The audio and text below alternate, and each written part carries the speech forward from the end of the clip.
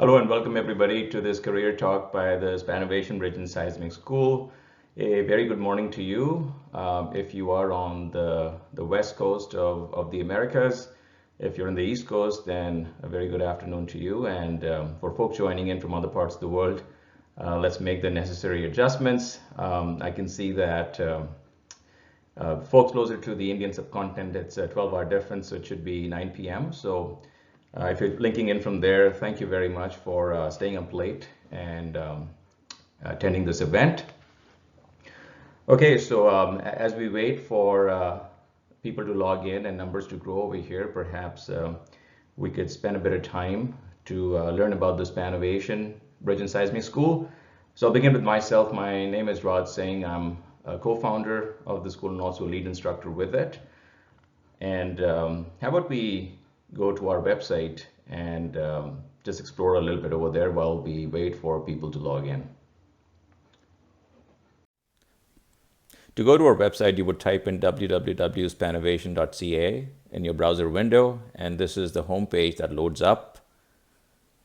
From here, you can explore various links. On the top, you'll see home, about, several links on the top, and on the bottom, there is some shortcuts to some of the links, such as our philosophy or information on the principles and the Bridge School. Let's go to the About tab. That would bring you to some information about our consulting firm, which is a boutique firm based in Metro Vancouver, and then also information on our principals along with their bios. There's a couple more tabs within this that you can go and explore at your leisure, but the one we should perhaps go through quickly is the services that we offer. That includes value solutions, where we come up with innovative ideas and cost-saving opportunities on existing designs. We also conduct conceptual and detailed design of bridges, and then step-by-step erection procedures, including the design of temporary works. We have expertise in seismic engineering, and we also conduct load evaluation for bridge structures. And finally, we've got the school, and this is where we perhaps need to spend a bit more time on. So if you were to click the Schools tab on the top, then you would land onto a page where you would come across some more links. The first one being online courses that we offer in the field. Then we've got upcoming events and useful resources. So let's click the first one. That takes you to our course platform, Thinkific. And here you'll see the courses that we offer, the top 3. You could think of this as 3 levels of courses, from introductory to intermediate to advanced. And on the bottom, there is bundling opportunities where you could combine 2 or 3 of these courses. Clicking on a course would take you to its particular landing page with all the information that you need to make a decision if the course or a group of courses is relevant for you. There is also a frequently asked section that would address a lot of your queries, but if you still have questions, feel free to email us.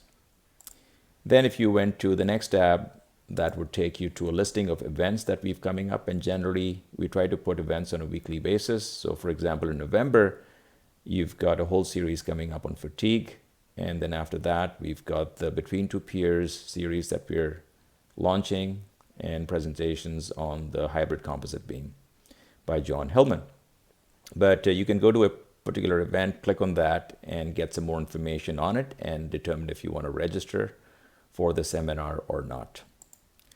The third tab is some useful resources such as analytical engines and calculators. We've teamed up with OpenBrim, which is an open platform. It's a fully integrated parametric finite element software. We would be coming up with some tutorials to show you how to use those engines. There's also some ebooks and some other articles that we would be uploading at this location.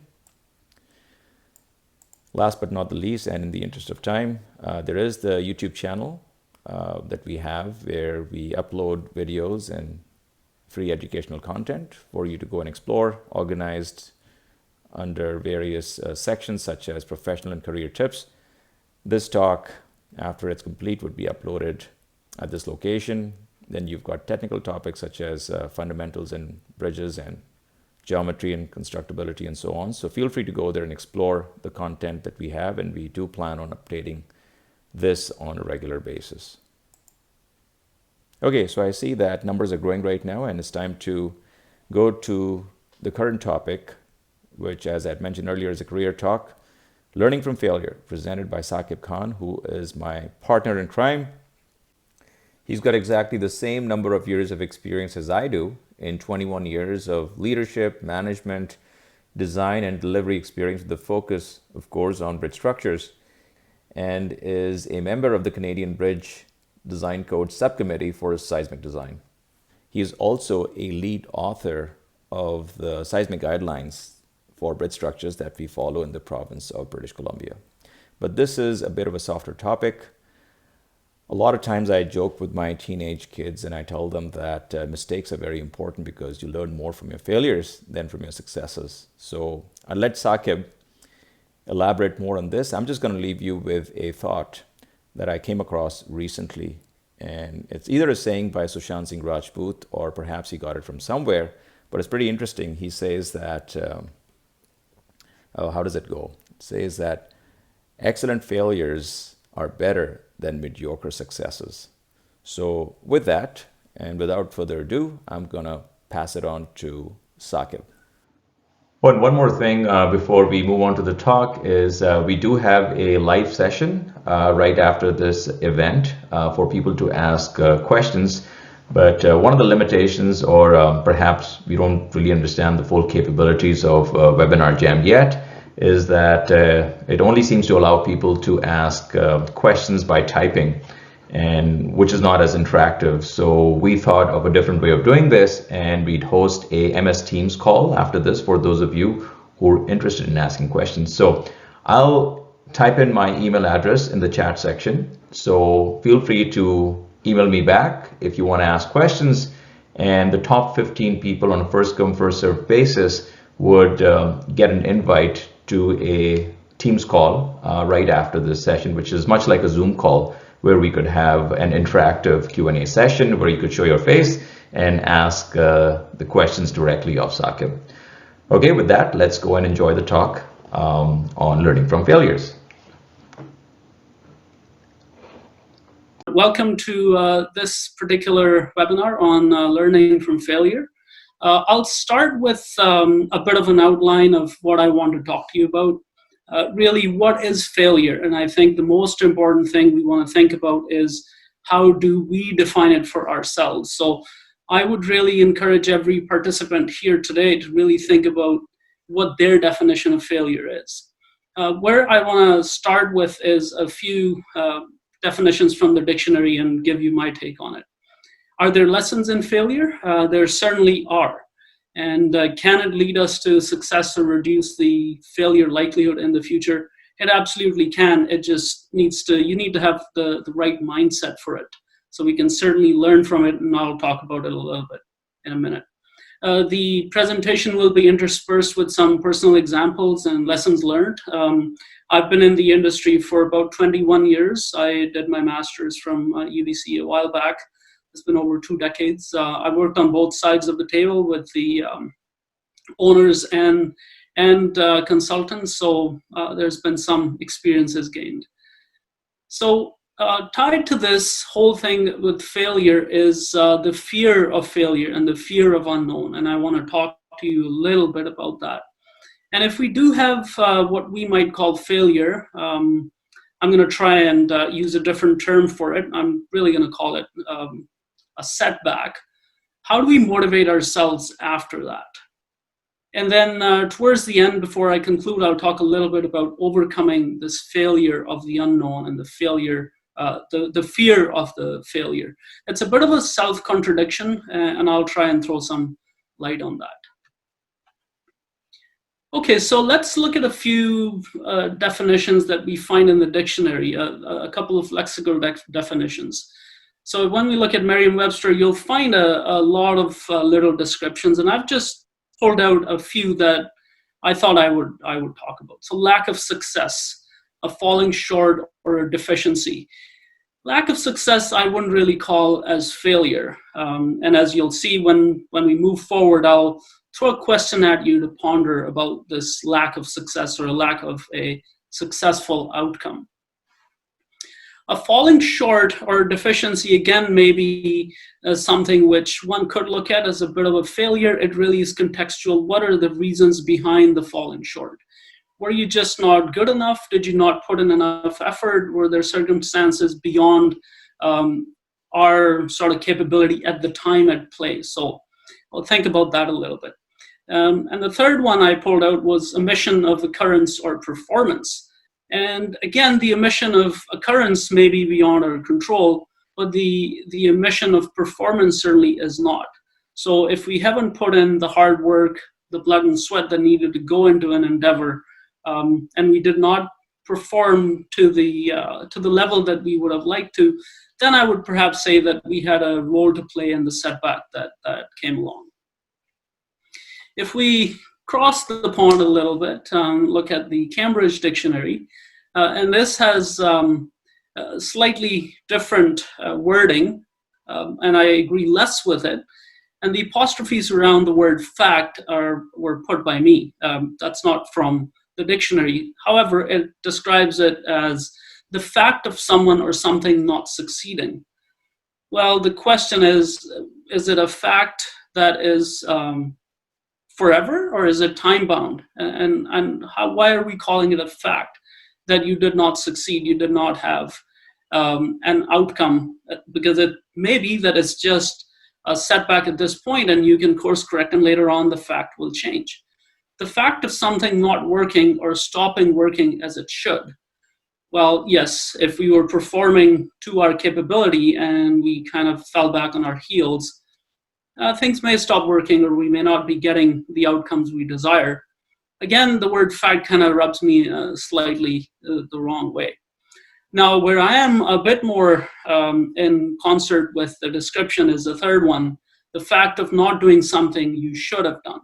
So that's something where we should have put in some energy and effort and try to do certain things to achieve our favorable outcome, and we didn't. That you may look at as a bit of a failure on your part. Although, again, there is always a reason, a time for course correction later on. Okay, so let's think a little bit about our personal descriptions of failure. And these three are the ones that I would really encourage everyone to stay away from, to not internalize failure in these terms. So the first one is, it is a disastrous outcome and I can never recover from it. There is never a never in life, to be honest with you. I can never achieve the desired outcome or accomplish the goal.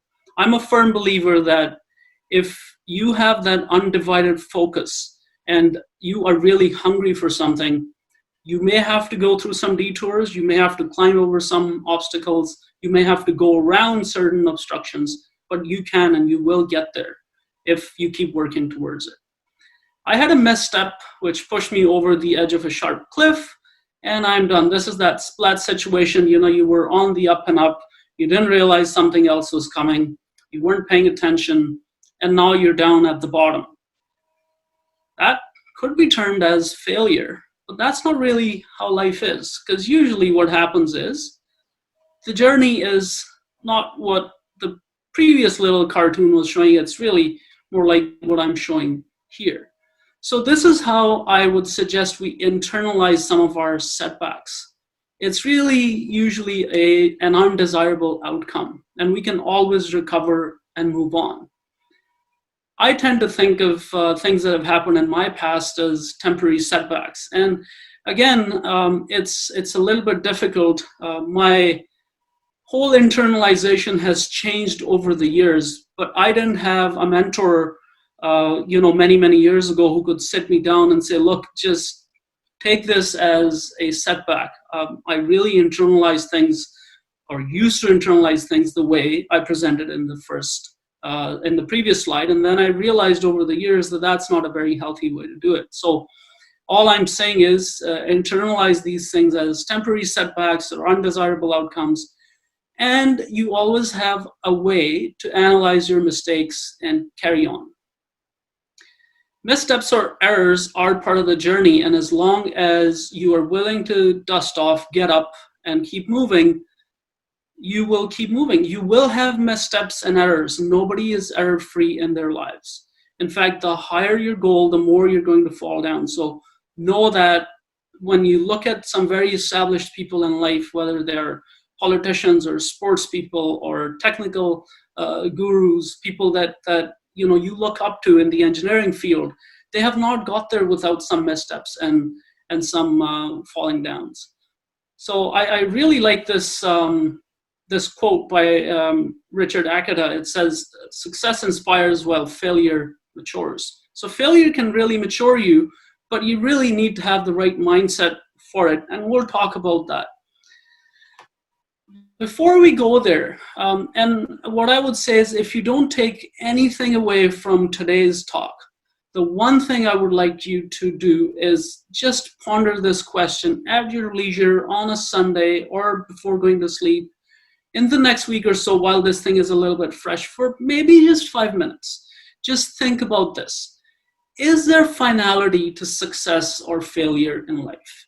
So let's say that we wanted to get our PEng and we got our PEng. And it was a long journey. It was, 4 years perhaps, or 5 years post our bachelor's or master's. And now we've got it. Is that the final goal? Have you reached there? Or is that it?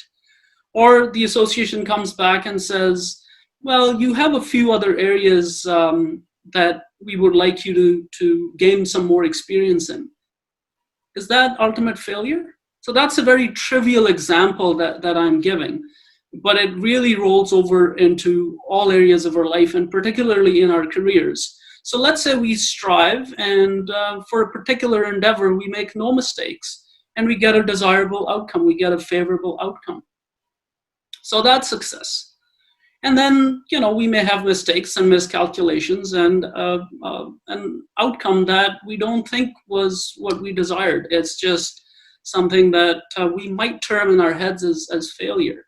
Is this the end point of your journey? Or does something exist beyond this point? I really want you to, I think it's a bit of a rhetorical question. You will know what I'm driving at, but I want you to go inside of yourselves and just think about it on your own time. If you don't take anything away from this little talk that I'm giving, just think about this for a few minutes at some point. Are there lessons in failure? So my personal viewpoint is that success can actually hide your flaws and deficiencies. So nobody, almost no one who has an extremely successful outcome goes back and dissects it. As humans, we don't usually have that habit. I'm not saying nobody has that habit, but most of us don't have that habit. When we have resounding success, we don't analyze it. We don't tend to think about, oh, that's where I was really close to maybe going over the cliff or having a misstep. Because your mind is euphoric at that time. You just think about things in a different way. And it will really hide your flaws and and areas where you lack certain skills. Failure, on the other hand, is a great teacher if you are willing to learn from it. It's a big if. But if you can develop that mindset, then really failure will teach you much more than success ever will. And it will lead you to more and more favorable outcomes. And the reason, as I was just saying, was that failure will lay bare your shortcomings, but it will also provide you an opportunity to identify improvement areas. So remember one thing, shortcomings or missteps are simply not failure. I have a little thing that I came up with when I was thinking about this whole thing. Kind of just thought about it for maybe a half hour, and this is just a spur of the moment that I came up with. And you'll see that I'm trying to change your lexicon, your mental vocabulary. I'm trying to drive it away from the word failure. So here you can see that, I'm saying you have a setback. Okay, so this is an unfavorable outcome. The first thing you need to do, the very first thing you need to do, is take personal responsibility for it. One of my personal examples was very early on, I got a very good job in my career with a very big name, really good consultant in the industry. I was there for about a year. I don't think I was quite performing at the level I should have been performing and what is expected of somebody when I was at that stage or that level. And after about a year or so, I was let go. I was laid off. The work slowed down. But when I did a dispassionate analysis, when I set aside all the emotion and I really dissected what had happened, I could see where my employer was coming from. And it was done in a very professional and very polite manner. I was let go, and that was just fine. Now, some of my friends, when they came to know about it, and this is where I would caution you, a lot of people, well-wishing people, may give you the wrong advice when things are looking down.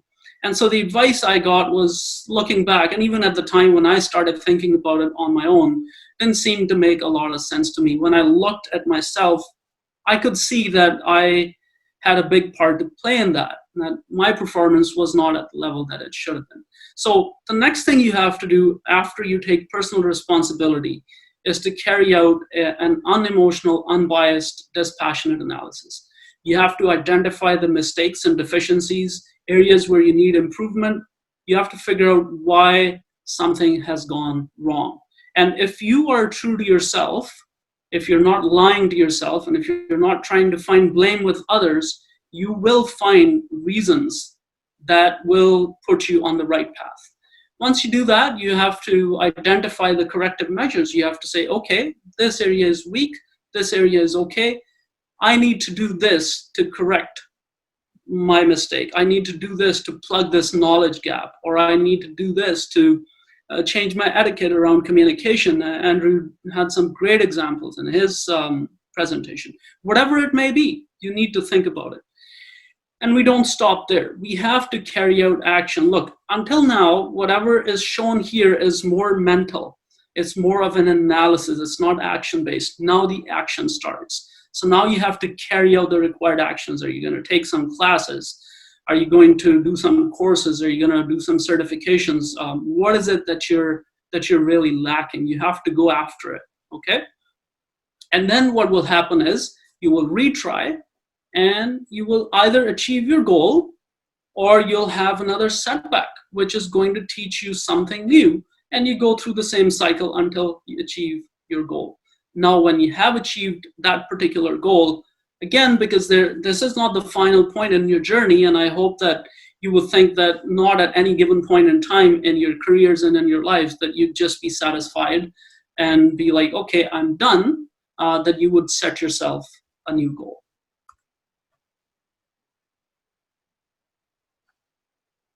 Okay, I'm just trying to see. Okay, so I just gave you an example already, but here are some examples of my personal challenges. I launched my career, I was happy, but then within about a year or so, it came crashing down, or so it seemed.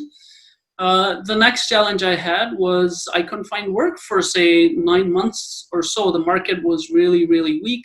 Became a bit of a chicken and egg thing. And a lot of the times I would hear, well, you don't have enough experience.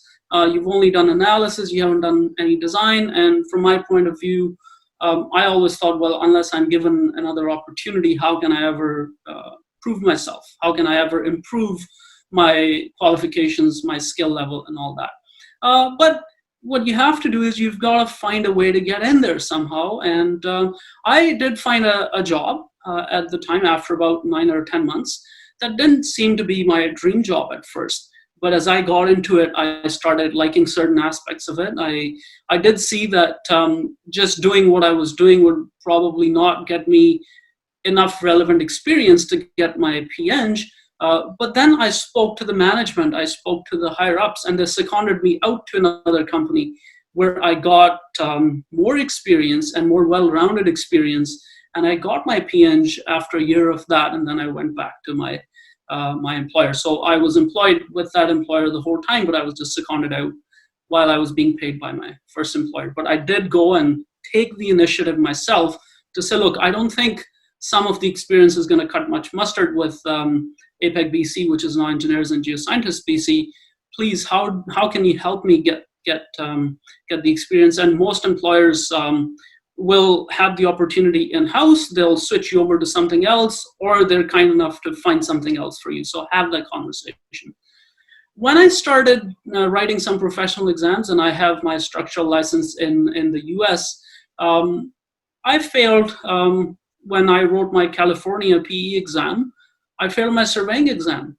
But I was like, okay, well, let's see. And I got my report card, and thankfully it really described what areas I was weak at and how my gradation was, or how my grades were in different sections. And the next time I went back, I passed it.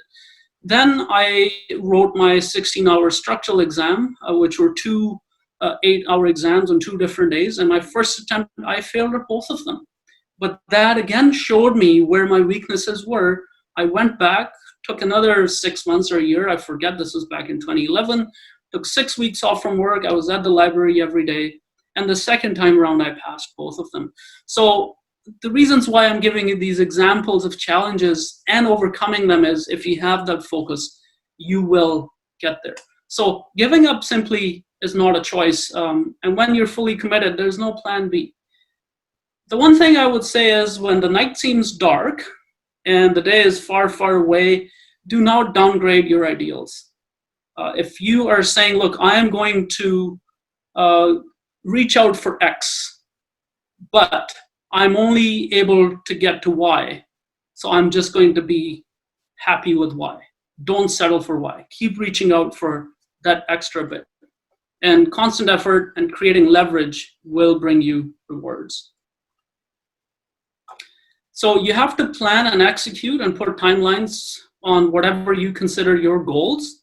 So you may say, this year I'm going to do this. The only thing I would caution you against is not putting limits on your goal achievement. So be flexible. So if I failed the first time, both of the exams, I didn't say, okay, I have to do it this year. Well, there's next year and next year. So you don't go in with no timetable and no schedule. You don't do that. But if you have to put in extra effort, you give yourself that time. And remember, it's never all done. You can always upgrade your ambitions and targets with time for constant growth. Okay, so I'm coming towards this slight change. And in learning from failure, I would like you to ponder about your relationship with the unknown, because the two go hand in hand. Fear of failure and fear of the unknown are a basic human condition, and no one is immune from it, okay? But you can develop a certain immunity to it. Now, the difference is, when somebody is immune from something, that thing can never touch them. So something is just completely protecting them somehow. It never touches them. It never, the effect would come later, but it doesn't even enter into their realm of reality. But when you are immune to something, or you can develop some immunity to something, that means that the thing can come in, but you have the immunity to fight back and show your resilience. So if you ever wonder why some people seem fearless from your point of view, that's because of this. And I want you to think about this little circle. This is your comfort zone. This is where everybody operates all the time. But then as you get to the edges of it, you start to get into this uncertainty or fear zone, where things you haven't done before, when you're getting towards the edge of it, now you're going to have some fear, and everybody does. So when somebody comes along and it seems like that they're fearless, it's just that their comfort zone is much wider than you. So I would really encourage you to spend some time outside of your fear, outside of your zone of certainty. That would really help you in your career moving forward. It's having that one conversation with your boss about, how you can improve, how they can send you on a conference, how, they can help you get your PNG, or how they can get you certain experience, even if you have that little bit of fear. It's those little steps that you take on a daily basis that are really going to help you. So, as I was just saying, that it's fear is not a permanent condition. You really need to think of it as a hurdle or a temporary setback. You never think of it as a permanent state. Sometimes the right way to get past an obstacle is to not climb it, but to go around it. So say you're stuck at a company and not seeing a lot of progress over the years. Now you may have to switch. But this is where you have to be brutally honest with you, in that this is, you are performing at a certain level, you are bringing in the value. It's just that circumstances are such that you're not getting where you want to go. And then rather than banging your head, you may need to find a different way of approaching things, of maybe knocking at a different door or what have you. So just make sure that you have that, you're willing to be flexible. Okay, so, and that's where your motivation is going to come from, is I am just going to keep moving no matter what. So you can develop some immunity to failure, and the more you stay out of your comfort zone, the more you'll become resilient, the more you'll be able to fall down, dust off, get up, and keep moving. So if you keep stretching it, your fear of failure will go down, and also your comfort zone is going to expand. So make friends with this fear as you move forward, and you have to do that despite its presence. So just a small bit of good news is that we all feel it. The person who hits the home run out of the ballpark still fears the next pitch, and the person who's been hit for a home run still goes in there and tries to get the next person out. So you have to just keep at it.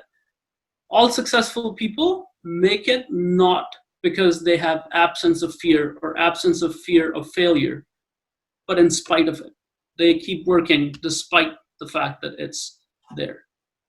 Okay, so in conclusion, fear will only negatively impact you when your internal dialogue and assessment provides some temporary fuel to the fire that a setback has ignited in there. It wasn't there, now a setback happened, it's ignited. Now how you perceive it and how you fuel it or you douse it is really what's going to determine where you go from there. So you have to assume personal responsibility. You have to make sure that you carry out a dispassionate analysis, take responsibility, figure out what was your role in it. You course correct, you take the actions that are necessary. And if you don't take the actions that are necessary, you cannot expect a different outcome regardless of whatever analysis you've done. Okay, so just at the very end, what I would like to say is be accepting of the fact that every time you take a new and bold step, the fear will come back. The fear of the unknown will return. We all go through it. And then once you've conquered that, the fear will kind of disappear or dissipate. You move forward further, the cycle has to repeat itself. It'll come back again.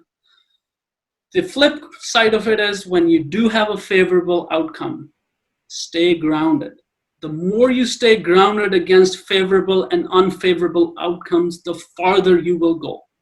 The more you keep that calmness in your mind, whether it's a happy ending or it's not an ending, but a happy sort of denouement to a particular venture that you had, or a sad one, the more you stay grounded, the better it will be. And once you get your favorable outcome, upgrade your vision and goals. Don't just stay there. So remember, achieving your goals is just a process which is punctuated by undesirable outcomes along the way. And you can really change your outcomes if you stay focused and use some of the tools that I've described. So thank you very much, and I'm happy to take your questions.